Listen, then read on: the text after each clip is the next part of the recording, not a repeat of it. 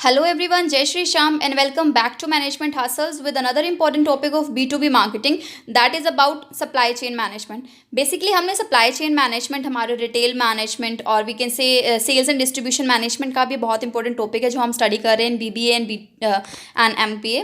But अगर हम बात करते हैं B2B marketing की तो वहाँ भी supply chain management एक बहुत important role play करता है and even though जो भी इसके environmental changes होते हैं वो हमारे supply chain को बहुत affect करते हैं in B2B marketing also. So in today video we will discuss about that what is supply chain management, what is supply chain power. ये दोनों एक अलग अलग concepts हैं.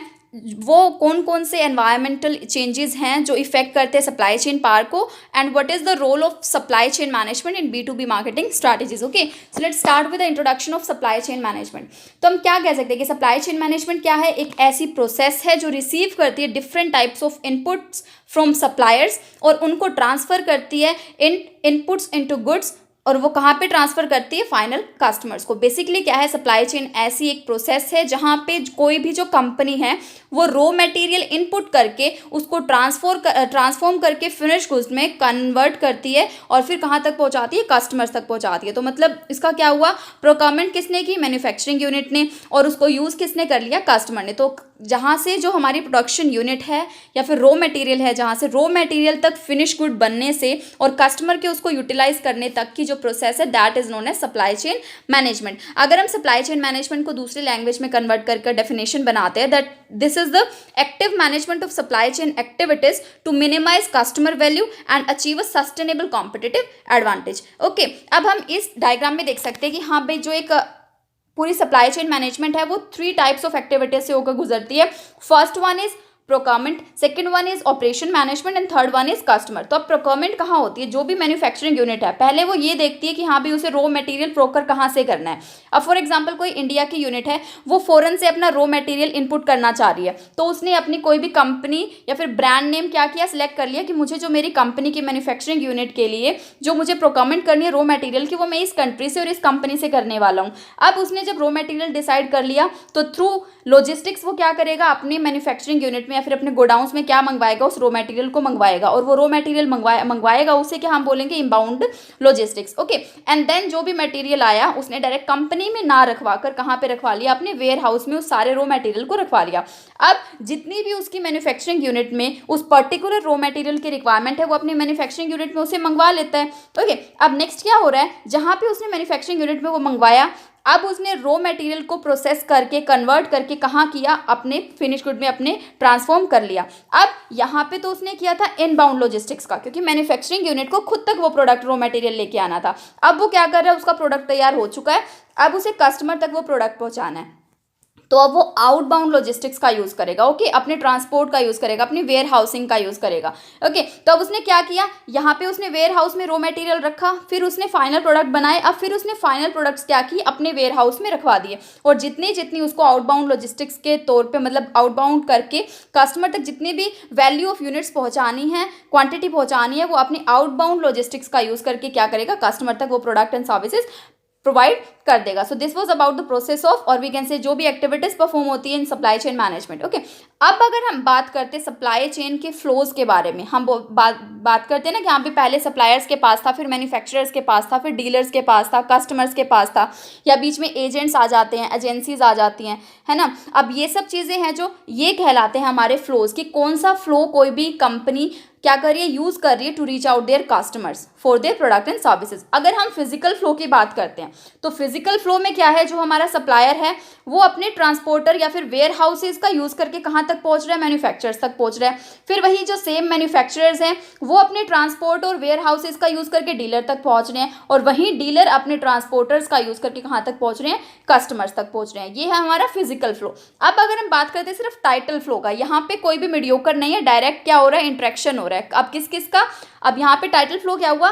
जो सप्लायर है वो डायरेक्ट कांटेक्ट कर रहा है मैन्युफैक्चरर से, मैन्युफैक्चरर डीलर से, जिन्हें हम रिटेलर्स भी बोल सकते हैं, और वहाँ से डायरेक्ट वो पहुँच रहा है प्रोडक्ट एंड सर्विसेज कस्टमर तक. अब अगर हम बात करते हैं पेमेंट फ्लो कैसे होता है, अब ऑब्वियस ही बात है, अगर मैन्युफैक्चरिंग यूनिट कहीं से परचेज कर रही है तो फिर वो उससे पेमेंट कर रही है ना सप्लायर को. वैसे ही अगर कोई dealer product and services purchase कर रहा है मैन्युफैक्चरर से for their retail containers and shops, तो वो कॉन्टेक्ट करेगा किससे, परचेज किससे करेगा, मैन्युफैक्चरर से, तो वो यहाँ पे अपनी पेमेंट कर रहा है। वैसे ही कस्टमर किसको दे रहा है, डीलर को दे रहा है। तो ये पूरी प्रोसेस कहाँ से स्टार्ट हो रही है, अगर हम मेनली बात करें तो उस जो प्रोडक्ट है उसकी वैल्यू हमारी ओरिजिनल कहाँ से आई है, कस्टमर से आई है। तो कस्टमर थ्रू बैंक डीलर से, डीलर्स थ्रू बैंक मैन्युफैक्चरर से, और मैन्युफैक्चरर थ्रू बैंक सप्लायर से। तो ये क्या हो रहा है, इनफ्लो हो रहा है किसका, हमारे मनी का। अब नेक्स्ट है हमारा इन्फॉर्मेशन फ्लो। अब इन्फॉर्मेशन फ्लो ऐसा तो है नहीं कि अभी मैन्युफैक्चरर को जो प्रोडक्ट चाहिए वो सप्लायर से डायरेक्ट मांग रहा है, या फिर डीलर को कोई चाहिए वो डायरेक्ट मांग रहा है। तो यहाँ पे क्या हो रही है, इन्फॉर्मेशन की आउटफ्लो और इनफ्लो हो रही है। अब यहाँ पे जो फ्लो है इन्फॉर्मेशन का वो बहुत टाइप से हो सकता है, 3-4 टाइप से हो सकता है।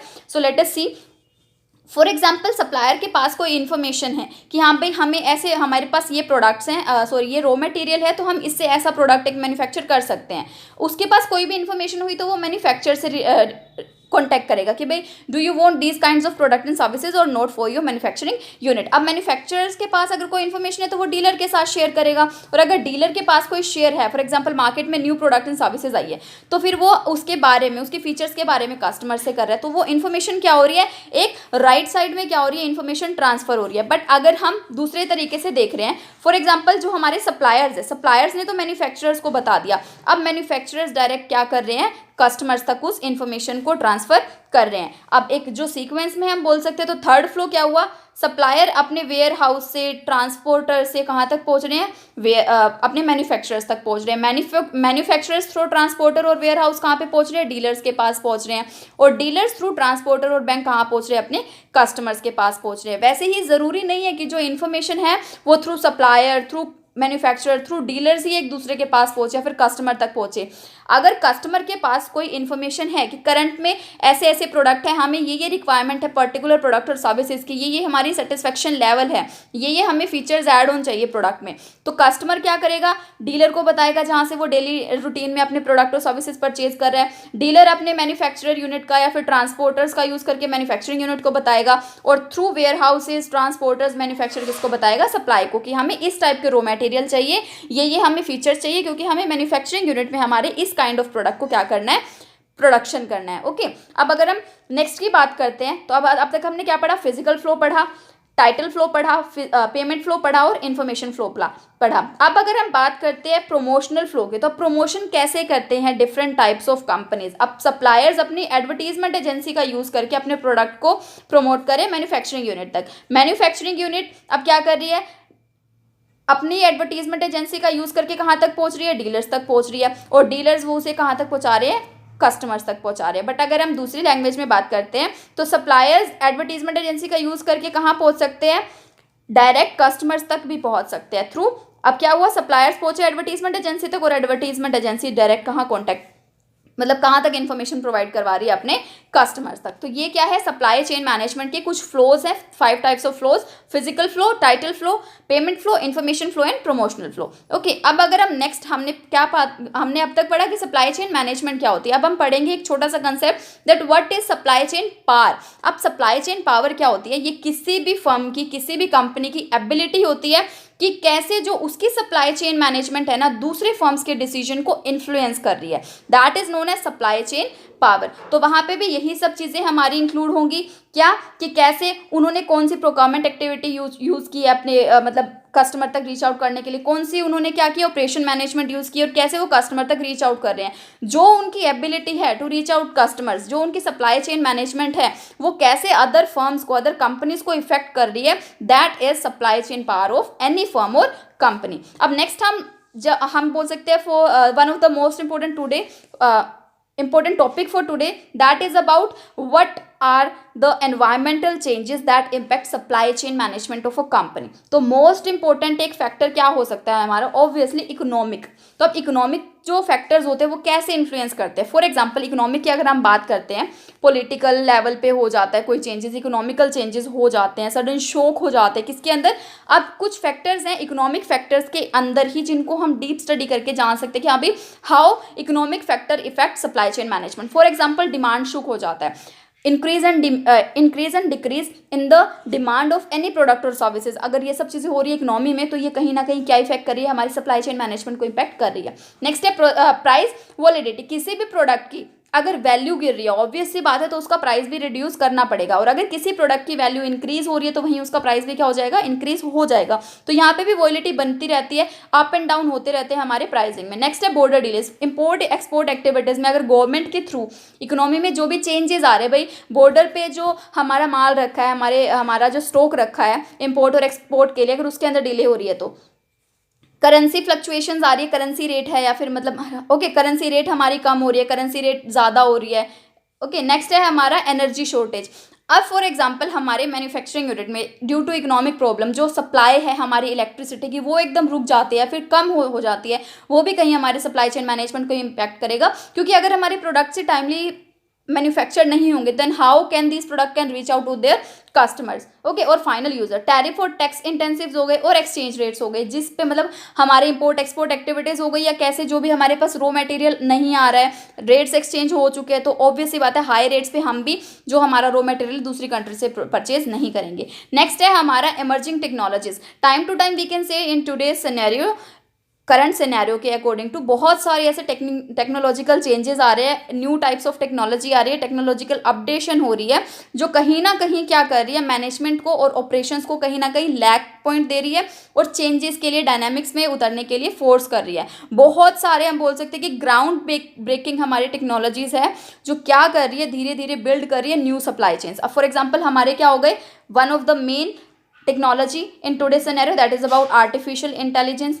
फिर हो गए कुछ ड्रोन्स और रोबोट्स के भी आजकल यूज़ करें, इलेक्ट्रिकल व्हीकल्स आज बहुत ज़्यादा आ रहे हैं जिसकी वजह से हमारे जो पेट्रोल टाइप्स के जो भी व्हीकल्स थे उनकी जो वैल्यू है वो डिक्रीज होती जा रही है। हमारे कुछ मैनेजमेंट सॉफ्टवेयर्स आ रहे हैं, ऑन डिलीवरी डिमांड है। अब फॉर एग्जांपल पहले क्या होता था, पहले ये होता था कि भाई अगर कस्टमर्स को चाहिए तो फिर वो वेट करता था कि हाँ भाई अब अगर प्रोडक्ट आ रहे हैं तो थ्रू मैन्युफैक्चरिंग यूनिट डीलर तक आएंगे और डीलर से कस्टमर तक आ जाएंगे। तो क्या होता था, जितनी पहले हमारे पास प्रोडक्ट और सर्विसेज थी वही कस्टमर्स परचेज करते थे। बट अब क्या हो रहा है, अब नया सप्लाई चेन मैनेजमेंट क्या बोल रहा है कि जो कस्टमर की डिमांड है उसके हिसाब से वो क्या करेंगे, अपने प्रोडक्ट और सर्विसेज के क्या करेंगे, डिलीवरी करेंगे। इंटरनेट ऑफ थिंग्स हो गया, बहुत सारे किसका, इंटरनेट का या फिर बहुत सारे कनेक्शंस का एक रुख हम बोल सकते हैं कि ब्लॉकचेन क्या हो गई, ब्लॉकचेन भी यही होती है जहाँ पे हमारा क्या बोल सकते हैं हम डिजिटली जो बहुत सारी इंफॉर्मेशन और डेटा सिक्योर करके रखा जाता है, that is known as blockchain. अब नेक्स्ट अगर हम बात करते हैं टैलेंट शॉर्टेज की, ऑब्वियसली बात है जो हम फॉर एग्जांपल MBAs हैं वो सप्लाई चेन प्रोफेशनल्स है, BBAs हैं वो सप्लाई चेन प्रोफेशनल्स है, बट वो डील तो कर रहे हैं सप्लाई चेन मैनेजमेंट में, बट उनके पास डेटा इंजीनियरिंग की नॉलेज नहीं है, मॉडलर्स की नॉलेज नहीं है, they are not data scientist, they are not researchers. Okay तो कहीं ना कहीं टैलेंट की भी क्या है, शॉर्टेज है। अब अगर हम बात करते हैं कि चेंज हो रही है कस्टमर की प्रेफरेंसेस, ये भी कहीं ना कहीं एक ऐसा एनवायरमेंटल चेंजेस है जो सप्लाई चेन मैनेजमेंट को, सप्लाई चेन पावर को क्या कर रहा है, इम्पैक्ट कर रहा है। अब वो कैसे कर रहा है, जो कस्टमर्स है ना उनका कंसर्न किसके थ्रू मतलब किसके तौर पे हो रहा है ज़्यादा, they are very insecure about environmental issues कि भाई वो क्या चाहते हैं कि हाँ भी ऑर्गेनिक चीज़ें हमें मिले, ओके सस्टेनेबल प्रोडक्ट्स हमें मिले। तो वही वो क्या कर रहा है, बिजनेस से क्या कर रहा है, डिमांड कर रहा है कि हमें कुछ ऐसे ही प्रोडक्ट्स मिले जिससे पोल्यूशन ना हो, जिससे एनवायरमेंट को ज़्यादा चेंजेस ना हो। तो कहीं ना कहीं क्या हो रही है, कस्टमर्स की प्रेफरेंस धीरे धीरे बढ़ रही है और वहीं जो B2B मार्केटिंग स्ट्रैटेजी को क्या कर रही है, इन्फ्लुएंस कर रही है, पावर को इन्फ्लुएंस कर रही है। तो अब उन्हें क्या करना पड़ेगा, अपने चेंजेस के ऊपर फोकस करना पड़ेगा। नेक्स्ट है हमारे political changes. For example political instability है हमारे मार्केट में, हमारे कंट्री में ट्रेड रेस्ट्रिक्शंस है, कुछ प्रोडक्ट्स के ऊपर अगर रेस्ट्रिक्शंस लगा दी जाती है कि यहाँ पे जो ये प्रोडक्ट और सर्विसेज है ये अभी इनका इंपोर्ट एक्सपोर्ट नहीं होगा, टेररिज्म आ जाता है एकदम से, करप्शन बहुत ज़्यादा बढ़ रहा है, तो कहीं ना कहीं हमारी जो करेंसी रेट्स भी बढ़ सकते हैं करप्शन के कारण, और बहुत ज़्यादा क्या होगा वहाँ पे अगर हमें कमीशन वगैरह पे करना पड़ रहा है तो वहाँ पे भी हमें ये सब फैक्टर्स बहुत ज़्यादा इफेक्ट करते हैं। थेफ्ट और इनवैलिड ट्रेड हो गई या फिर ओके इलीगल ट्रेडिंग हो गई, प्रिवेसी हो गई और इंफ्रास्ट्रक्चर हो गया हमारे किसका, पॉलिटिकल के साइड से हमारी कंट्री का। नेक्स्ट अगर हम बात करते हैं तो नेक्स्ट क्या है हमारा अनप्रिडिक्टेबल डिमांड। ऑब्वियसली हमें अभी तक हम प्रिडिक्ट कर ही नहीं सकते जो डिमांड के अकॉर्डिंग टू चेंजेस आ रहे हैं हमारे मार्केटिंग में, तो वो कहीं ना कहीं हमारी सप्लाई चेन पावर को भी क्या कर रहा है, इन्फ्लुएंस कर रहा है। अभी तो हमारी वजह से दूसरी कंपनीज इन्फ्लुएंस हो रही है, बट अगर अनप्रिडिक्टेबल चेंजेस आते हैं the demand of any product और सर्विसेज तो वो भी हमें क्या कर रहे हैं, बहुत ज़्यादा लेवल पे इन्फ्लुएंस कर रहे हैं। अब वो कौन कौन से फैक्टर्स होंगे, कौन कौन सी अनप्रिडिक्टेबल डिमांड होगी। First one we can say marketing trends, time to time technological changes हो रहे हैं, प्रेफरेंसेस और टेस्ट चेंज हो रहे हैं कस्टमर्स के, तो वो मार्केटिंग के ट्रेंड्स भी क्या हो रहे हैं, चेंज हो रहे हैं। प्रोडक्ट का कैनिबलाइजेशन हो रहा है। फॉर एग्जांपल अभी कोई एग्जिस्टिंग प्रोडक्ट है हमारे मार्केट में, सिमिलर टाइप ऑफ प्रोडक्ट अगर नया मार्केट में आ जाता है तो वो क्या कर रहा है, दूसरे प्रोडक्ट की वैल्यू को, प्राइस को, डिमांड को क्या कर रहा है, रिड्यूस कर रहा है। तो वो क्या हो गया हमारा प्रोडक्ट कैनिबलाइजेशन। सीजनेबिलिटी हो गई, पर्सनलाइजेशन हो गया, कस्टमर्स की एक्सपेक्टेशन हो गई, जो भी हमने प्रीवियस पॉइंट्स में पढ़ा।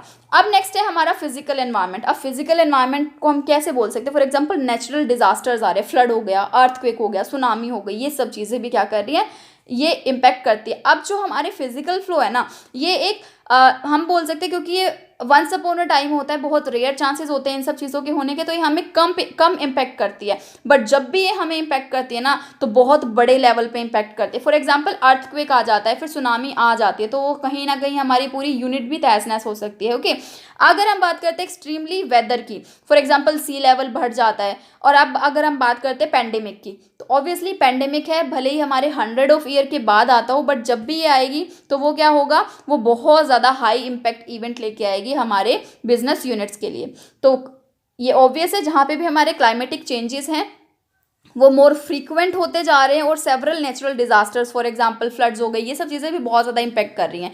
तो ये जो इवेंट्स है ना, वो डिसरप्ट कर सकते हैं हमारे ट्रांसपोर्टेशन रूट्स को, डैमेज कर सकते हैं हमारे इंफ्रास्ट्रक्चर को, इफेक्ट कर सकते हैं हमारे अवेलेबिलिटी ऑफ रॉ मटेरियल को। अगर अर्थक्वेक सुनामी वगैरह आ रहे हैं तो हम प्रोक्योरमेंट भी नहीं कर पाएंगे हमारे रॉ मटेरियल की। अगर फ्लड आ रखा है तो हम ट्रांसपोर्ट भी नहीं कर पाएंगे उसको हमारे रिटेलर्स तक, होलसेलर्स तक, और अगर वहाँ तक नहीं पहुँच पाएंगे तो हम कस्टमर्स तक भी हमारे प्रोडक्ट और सर्विसेज नहीं पहुँचा पाएंगे। नेक्स्ट है हमारा साइबर सिक्योरिटी। ऑब्वियसली बात है, जो डिजिटल एरा आ रहा है ना हमारे कंट्री में, वो क्या कर रहा है, ओवरलाइन कर रहा है हमारे फिजिकल वर्ल्ड को। डिजिटल जैसे जैसे बढ़ता जा रहा है, वो हर एक पार्ट को, हर एक लाइफ को, हमारे बिजनेस को क्या कर रहा है, कंट्रोल कर रहा है। तो हमें बहुत ज़्यादा श्योर होना पड़ेगा, ओवर रीच करना पड़ेगा डिजिटल सिस्टम को। ओके, क्योंकि अब क्या हो रहा है, ताकि वो हैक ना हो जाए थ्रू फ्रॉम क्रिमिनल्स और कोई भी टेरिटरी वगैरह है। नेक्स्ट है हमारा ग्लोबलाइजेशन एंड ट्रेड डायनामिक्स। अगर ग्लोबलाइजेशन की बात करते हैं, जहाँ पे भी ग्लोबलाइजेशन वर्ड आया, इंटरनेशनल वर्ड आया, वहाँ पे क्या हो रही है कि सप्लाई चेन क्या हो रही है, बहुत ज़्यादा इंटरकनेक्टेड हो रही है कंट्रीज़ के बीच में, और कॉम्प्लेक्सिटी क्या होती जा रही है, इंक्रीज होती जा रही है।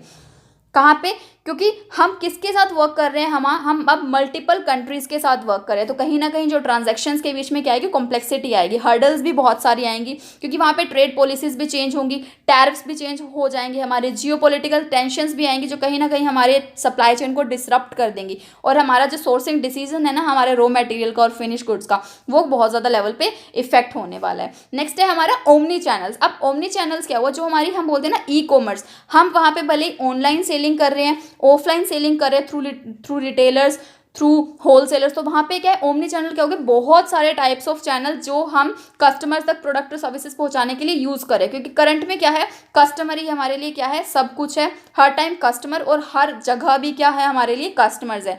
क्योंकि हमें कस्टमर्स तक पहुँचाना प्रोडक्ट और सर्विसेज को, वही हमारे प्रॉफिट का, रेवेन्यू का, स्मूथली वर्किंग का और गुडविल का क्या है, one of the main point है। और हम बोल सकते हैं कि वही बस मेन पॉइंट है कि भाई अगर हम कस्टमर को सेटिस्फाई कर रहे हैं तो हमारी कंपनी लॉन्ग टर्म तक ग्रोथ करती रहेगी। नेक्स्ट है हमारा रिसोर्स स्कारसिटी। हम बोलते हैं ना कि हाँ भाई किसी भी चीज़ की स्कारसिटी आ गई तो मतलब वहाँ पे कहीं ना कहीं हमें ड्रॉबैक्स आने लग चुके हैं उस पर्टिकुलर चीज़ के लिए। तो वहीं पे अगर हमारे पास रिसोर्सेज ही नहीं होंगे, हमारे पास रॉ मटेरियल ही नहीं होगा, तो वहाँ पे हम हमारे प्रोडक्ट्स की मैन्युफैक्चरिंग नहीं कर पाएंगे। तो ये कहीं ना कहीं हमें हमारे पास ऑल्टरनेटिव मटेरियल्स होना चाहिए, ताकि हम किसी भी चीज़ पे अगर हमारी डिपेंडेंसी है ना कि हाँ भाई आज हमें चाहिए तो आज ही हम जाके ले आएंगे। फॉर एग्जांपल अगर उसी पर्टिकुलर टाइम पे आपको वो प्रोडक्ट और सर्विसेज नहीं मिली, रॉ मटेरियल नहीं बना, तो आपका तो मैन्युफैक्चरिंग रुक जाएगी। इसीलिए आपको क्या, एक स्टॉक ऑफ रॉ मटेरियल भी अपने साथ एक्स्ट्रा में रखना चाहिए, ताकि डिपेंडेंसी कम हो और स्कार्स रिसोर्सेज ना रहें। अब नेक्स्ट है हमारा and last environmental changes that impact supply chain management और supply chain power, that is about e commerce, which means electric. Okay, अगर हम ई कॉमर्स की बात करते हैं तो वहीं क्या हो रहा है, नंबर ऑफ होम डिलीवरीज क्या हो रही है, धीरे धीरे through e commerce, electric commerce क्या हो रही है, हमारी चेंज हो रही है। क्योंकि जो भी अब नाउ डेज क्या ट्रेंड चल रहा है, होम डिलीवरीज का ट्रेंड चल रहा है, तो नए नए मॉडल्स आ रहे हैं डिलीवरी के लिए। ओके, जहाँ पे क्या हो रही है, कस्टमर की एक्सपेक्टेशंस चेंज हो रही है, और अब यहाँ पे कस्टमर्स को नहीं चेंज करना है अपना बिहेवियर, कस्टमर को कंपनी के साथ एडजस्टमेंट नहीं करनी है। जो मैन्युफैक्चरिंग यूनिट है थ्रू ई कॉमर्स, हमें कस्टमर्स के साथ क्या करना पड़ेगा, एडजस्ट करना पड़ेगा। So this was about environmental changes that impact supply chain management. Okay, next है हमारा रेगुलेटरी चेंजेस। अब क्या था, अब अगर हमारे रेगुलेटरी चेंजेस की बात करते हैं, हमारे एमिशन स्टैंडर्ड हो गए। ओके, अब हम क्या कर रहे हैं, वेस्ट है हमारा, रेस्ट्रिक्शन हो रही है किसी भी मटेरियल पे, तो ये सारी चीज़ें भी क्या कर रही है, बहुत ज़्यादा लेवल पे इफेक्ट कर रही है हमारे सप्लाई चेन के ऑपरेशंस को, मैनेजमेंट को। सस्टेनेबिलिटी इनिशिएटिव्स क्या हो गए, बिजनेस एडॉप्ट कर रही है क्या, अपने सस्टेनेबल गोल। सस्टेनेबिलिटी क्या होती है भाई, करंट में अगर हम कोई चीज़ करना चाह रहे हैं ना, वो हम अच्छे तरीके से करें बट उसकी वजह से हमारी फ्यूचर जनरेशन को लॉस ना बियर करना पड़े, तो वो सस्टेनेबिलिटी आ रही है यहाँ पे। ओके, अब ये था हमारा एनवायरमेंटल चेंजेस। अब बात आती है हमारी role of supply chain management in B2B marketing strategy. अब फर्स्ट क्या है, एफिशिएंसी और रिडक्शन आ रहा है सप्लाई चेन मैनेजमेंट से B2B मार्केटिंग में। कैसे, एक ये ना हमें एक ऐसी प्रोसेस प्रोवाइड कर रही है हमें सप्लाई चेन मैनेजमेंट जिससे हमारा वेस्ट मिनिमाइज हो रहा है, हम रिसोर्सेज का फुल्ली और ऑप्टिमाइज यूटिलाइजेशन कर पा रहे हैं, हम एफिशिएंसी को लेके आ रहे हैं। B2B जो है हमारा प्रोडक्शन कॉस्ट को कम कर रहा है, कॉम्पिटिटिव प्राइसिंग में हमें हेल्प कर रहा है, प्रोडक्ट और सर्विसेज की कॉस्ट को लो करके की सेलिंग पॉइंट हमें B2B मार्केटिंग एफर्ट्स में ला रहा है। स्पेशली अगर हम प्राइस सेंसिटिव कस्टमर्स को क्या करना चाह रहे हैं, टारगेट करना चाह रहे हैं, तो कहीं ना कहीं सप्लाई चेन मैनेजमेंट एक बहुत ज़्यादा इंपॉर्टेंट रोल प्ले कर रहा है in efficiency and cost reduction in B2B marketing strategy. Next है हमारा रिलायबिलिटी एंड कंसिस्टेंसी। अगर एक वेल मैनेज सप्लाई चेन है ना किसी भी बिजनेस यूनिट के पास, तो क्या होगा, जो उसके प्रोडक्ट और सर्विसेज है ना वो आराम से कस्टमर्स को डिलीवर हो जाएंगे ऑन टाइम, और जितनी क्वांटिटी में, जितनी क्वालिटी में, जितनी एक्सपेक्टेशंस के साथ उस कस्टमर्स को चाहिए। क्योंकि अब क्या होगा, अगर well manage supply chain management है तो रिलायबिलिटी भी बनी रहेगी, कंसिस्टेंसी भी बनी रहेगी डिलीवरी में भी, और लॉन्ग टर्म रिलेशनशिप भी बिल्ड होते रहेंगे। नेक्स्ट है हमारा फ्लेक्सिबिलिटी एंड एडेप्टेबिलिटी। अगर हम करंट सिनेरियो की बात कर रहे हैं तो वो धीरे धीरे क्या है, ऑब्वियस सी बात है, हमारा मार्केट क्या है, डायनेमिक है, तो वहीं ना रैपिडली चेंजेस होते जा रहे हैं बिजनेस एनवायरनमेंट में। हमारी जो एडेप्टेबिलिटी है, फ्लेक्सिबिलिटी है ना, करंट सिनेरियो के अकॉर्डिंग टू मार्केट में बहुत ज़्यादा असेंशियल है। तो कहीं ना कहीं फ्लेक्सिबिलिटी और अवेलेबिलिटी और एडेप्टेबिलिटी तीनों चीज़ें क्या हो रही है, हमारे आ रही हैं। क्योंकि ये सब चीज़ें हमें किस चीज़ से रोकती है, मार्केटिंग कंडीशन के अंदर अगर हम डिपेंडेंट ना रहें इसलिए, और अनफोर्सन डिसरप्शंस जो भी होंगे इन सब चीज़ों से दूर रहने के लिए। रिस्क मैनेजमेंट क्या है, सप्लाई चेन मैनेजमेंट है। अगर वो डिसरप्ट हो रहा है from natural disasters, geopolitical events हो गए, एनवायरनमेंट हो गया, या फिर सप्लाई फेलर हो गया, भाई हम ढंग से सप्लाई नहीं कर पाए, तो ये सारी चीज़ें भी क्या है, इन सब चीज़ों को मैनेज करना भी हमें सप्लाई चेन मैनेजमेंट सिखा रहा है। ये हमें आइडेंटिफाई करेगा कि हमारा पोटेंशियल रिस्क क्या है, हम इंप्लीमेंट कौन कौन सी स्ट्रैटेजी को कर सकते हैं जिससे हम हमारे रिस्क को मिटिगेट कर पाएँ। नेक्स्ट है हमारा इनोवेशन एंड कोलैबोरेशन। अगर हम कोलैबोरेशन की बात करते हैं, अगर हम हमारे सप्लायर्स और पार्टनर से कोलैबोरेशन में रहते हैं, तो वो हमें इनोवेशन के साथ सप्लाई चेन को लीड करने में हेल्प करेगा, डेवलपमेंट ऑफ न्यू प्रोडक्ट में हमें हेल्प करेगा, टेक्नोलॉजिकल चेंजेस को अडॉप्ट करने में हमें हेल्प करेगा। ओके, वहीं अब इसीलिए जो हमारा कोलैबोरेशन है सप्लायर्स और पार्टनर्स के साथ, वो हमें इनोवेटिव की तरफ भी लेके जा रहा है। ये हमें बताएगा कि कैसे जो ये सारी चीज़ें हैं वो हमें एक इनिशिएट दे रही है कस्टमर को बेनिफिट करने के लिए और उनको इनोवेटिव सॉल्यूशंस प्रोवाइड करने के लिए, एफिशिएंसी इंप्रूव करने के लिए। नेक्स्ट है हमारा sustainability and corporate social responsibility. हमने CSR पढ़ा है ना, अभी कॉर्पोरेट सोशल रिस्पॉन्सिबिलिटी क्या होती है, जो एक कंपनी बियर करती है फॉर सोशल वेलफेयर। तो अब यहाँ पे क्या हो रहा है, अगर सप्लाई चेन मैनेजमेंट अच्छी है तो कहीं ना कहीं हम सस्टेनेबिलिटी भी और CSR पे भी क्या करेंगे, वर्किंग करेंगे। क्योंकि सप्लाई चेन है ये ट्रांसपेरेंसी और अकाउंटेबिलिटी, इसके दो बहुत ज़्यादा इंपॉर्टेंट पार्ट मानती है इन रेफरेंस ऑफ CSR, जो हाईलाइट करती है अपने मार्केटिंग एफर्ट्स को।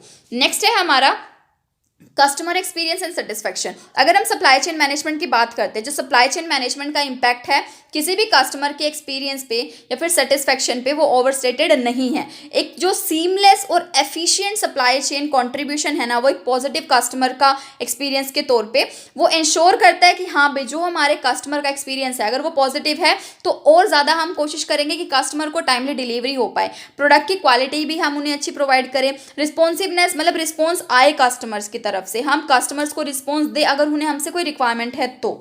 ये सब चीज़ें क्या है, ये है सम of the roles of supply chain management in B2B marketing strategy. Okay, so this was all about my today's video that is related to supply chain management, supply chain part, environmental changes that impact supply chain management and role of supply chain management in B2B marketing. Thank you so much for watching my video and keep supporting, and please do not forget to like, subscribe and share my channel.